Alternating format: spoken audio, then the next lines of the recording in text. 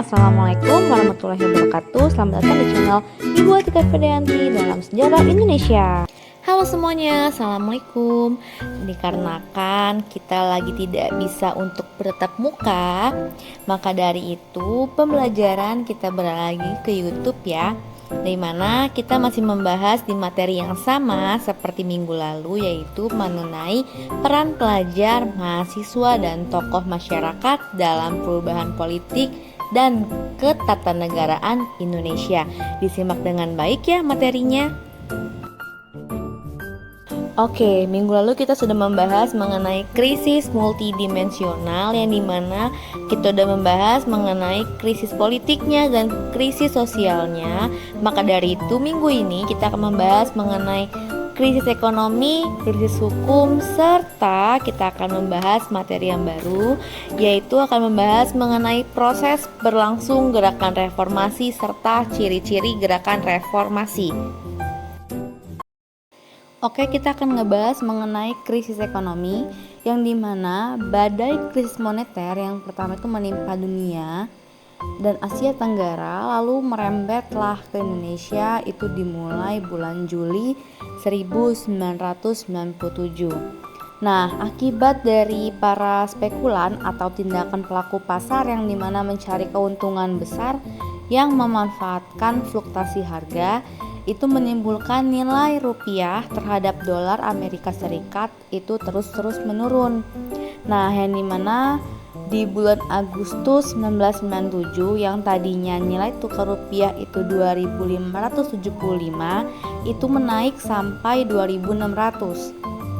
Lalu di bulan April 98 rupiah itu dengan harga dolar naik lagi menjadi 10.000. Sampai akhirnya di bulan Mei tanggal 19 tahun 98 itu nilai dolar naik lagi sampai 15.000. Nah, ketika nilai tukar rupiah itu melemah, pertumbuhan ekonomi Indonesia itu menjadi 0%, karena struktur ekonomi Indonesia itu masih lemah. Nah, akibat dari berlangsungnya krisis moneter di tahun 97 bagi Indonesia, yang pertama adalah kurs rupiah terhadap dolar Amerika itu melemah dan pemerintah melikuidasi atau melakukan penjualan aset atau menutup bank-bank yang sekitar 16 bank yang bermasalah pada akhir tahun 97. Lalu yang kedua, pemerintah membentuk BPPN atau Badan Penyihatan Perbankan Nasional. Nah, itu untuk mengawasi 40 bank yang bermasalah lainnya, serta pemerintah mengeluarkan kredit likuidasi Bank Indonesia atau KLBI. Itu untuk membantu bank-bank yang bermasalah. Nah, tapi di sini kenyataannya malah terjadi manipulasi dana, yang dimana itu menyebabkan utang menjadi sangat banyak dan kepercayaan dunia internasional terhadap Indonesia menjadi menurun. Lalu yang ketiga adalah angka pemutusan hubungan kerja atau PHK itu meningkat karena banyaknya perusahaan yang menghentikan kegiatannya sama sekali.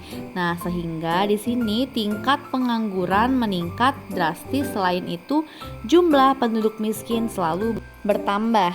Nah, yang keempat, untuk mengatasi krisis ekonomi, pemerintah menandatangani paket pemulihan ekonomi dengan pihak International Monetary Fund atau IMF, yang terdapat 50 butir kesepakatan. Salah satunya itu mengurangi subsidi. Dengan mengurangi subsidi itu mereka tuh menaikkan harga BBM. Nah, di tanggal 12 Mei 98 pemerintah mengumumkan kenaikan harga BBM serta tarif angkutan, yang dimana itu menambahkan beban kehidupan masyarakat ya, bukan beban hidup. Sama ya tapi. Nah, berikutnya kita ngebahas mengenai krisis hukum, yang dimana selama rezim Orde Baru berkuasa, kekuasaan kehakiman itu gak berfungsi sebagaimana mestinya. Kenapa? Karena dalam praktiknya kekuasaan kehakiman itu mereka malah menjadi pelayan kepentingan para penguasa dan kroni-kroninya. Nah, ini disebabkan karena kekuasaan lembaga kepresidenan sangat dominan. Maka dari itu, apabila seseorang yang dianggap bersalah itu bebas gitu kan dari hukumannya seperti para koruptor. Nah, tapi seseorang yang tidak bersalah itu malah dihukum. Nah, jadi harus diakui bahwasanya sistem peradilan pada masa Orde Baru itu tidak dapat dijadikan sebagai barometer untuk mewujudkan pemerintah yang bersih dari bebas dari korupsi, kolusi, dan nepotisme atau KKN. Nah, keadaan tersebut itu menambah ketidakpercayaan masyarakat terhadap pemerintah Presiden Soeharto, di mana pada saat itu krisis hukum pada masa Orde Baru tercermin dari mana berbagai banyaknya praktik pelanggaran HAM atau hak asasi manusia.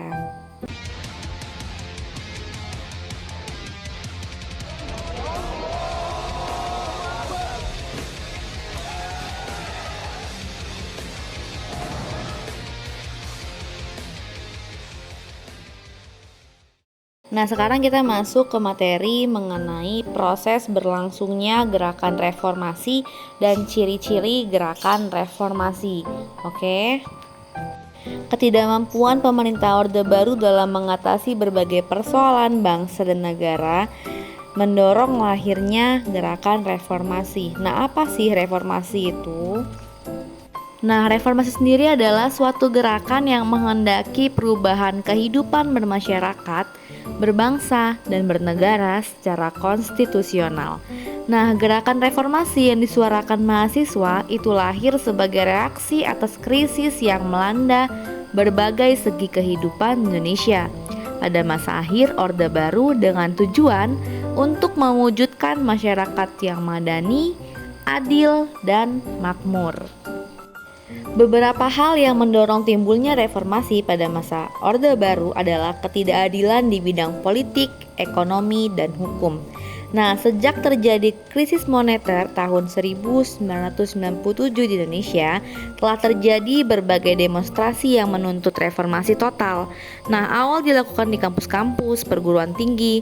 Nah, lalu karena adanya dorongan serta keprihatinan masyarakat terhadap kebijakan pemerintah yang telah menyengsarakan rakyat, barulah massa rakyat bergabung dan berkembang menjadi gerakan rakyat. Nah, ciri-ciri dari gerakan reformasi sendiri yang pertama adalah gerakan reformasi dilakukan karena adanya penyimpangan-penyimpangan dalam kehidupan berbangsa dan bernegara. Nah, jadi pada masa pemerintahan Orde Baru banyak penyimpangan asas kekeluargaan menjadi nepotisme, praktik kolusi dan korupsi. Dan tujuan reformasi di bidang politik itu adalah untuk demokratisasi, kebebasan berserikat, berkumpul, dan kebebasan berpolitik rakyat. Lalu yang kedua adalah gerakan reformasi dilakukan berdasarkan suatu cita-cita Pancasila sebagai ideologi berbangsa dan negara Indonesia.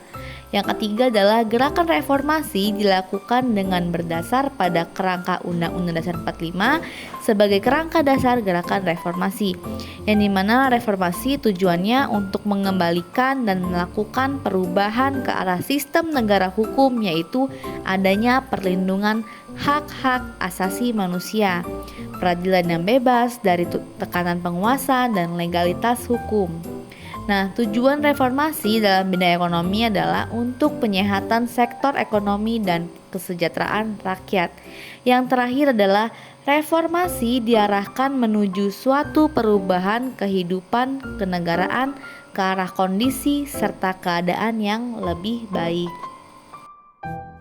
10 Mei 1998 merupakan awal dari kemarahan masyarakat dikarenakan hasil dari pemilu dan pembentukan Kabinet Pembangunan 7 yang dianggap membawa ciri-ciri KKN atau korupsi, kolusi, dan nepotisme. Barulah di situ kemarahan rakyat bertambah setelah adanya pemerintah secara sepihak menaikkan harga BBM dan ongkos angkutan umum. Nah, tuntutan mundurnya Presiden Soeharto menjadi agenda nasional gerakan mahasiswa, dan agendanya adalah yang pertama, adili Soeharto dan kroni-kroninya. 2. Laksanakan amandemen UUD 1945. 3. Hapus duifungsi ABRI. 4. Laksanakan otonomi daerah. 5. Tegakkan supremasi hukum. 6. Ciptakan pemerintahan yang bersih dari KKN. Nah, aliran yang bersatu dengan tujuan untuk menurunkan Soeharto dan kelompok mahasiswa Pertama ialah FKSMS atau Forum Komunikasi Senat Mahasiswa Jakarta dan Forum Kota. Nah, di sini perjuangan mahasiswa menuntut lengsernya Presiden Soeharto menelan korban dengan gugurnya beberapa mahasiswa akibat bentrokan dengan militer bersenjata.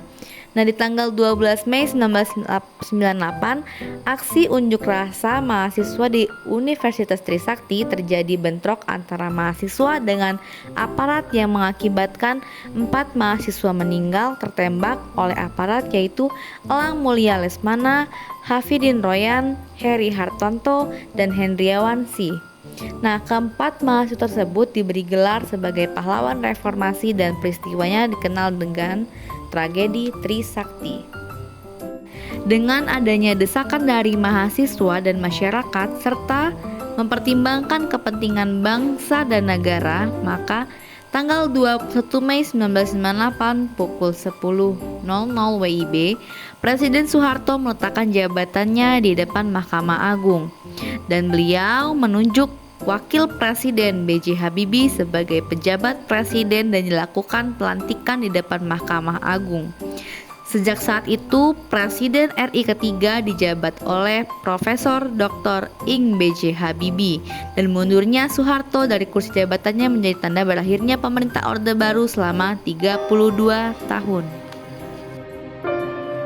Namanya Soeharto, Jenderal Bintang 5 yang tidak pernah dipilih langsung oleh rakyat, tetapi berkuasa selama 32 tahun tanpa jeda. Di tangannya, Indonesia disebut-sebut sebagai calon macan Asia dengan pertumbuhan ekonomi mencapai 7% dan pendapatan rata-rata penduduknya $1.000 per bulan. Ideologinya memang kemakmuran ekonomi yang ditopang stabilitas politik dengan pilar utama pada kekuatan militer atau militerisme.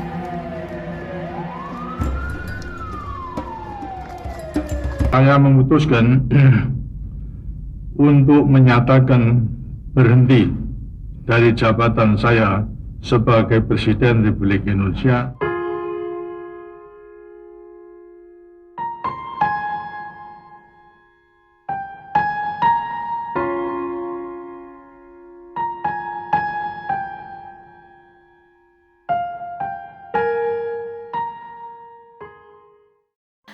Oke, materi hari ini cukup sampai di sini saja. Untuk penugasan, Ibu mau kalian untuk membuat kesimpulan terkait materi yang Ibu berikan pada hari ini. Apa sih yang kalian dapat terkait pada masa Orde Baru sampai pergantian Presiden dari Soeharto ke B.J. Habibie? Apa yang bisa kalian dapat simpulkan dalam materi hari ini? Oke, sekian materi yang bisa Ibu sampaikan. Semoga bisa bermanfaat. Untuk kalian tetap semangat ya. Wassalamualaikum warahmatullahi wabarakatuh.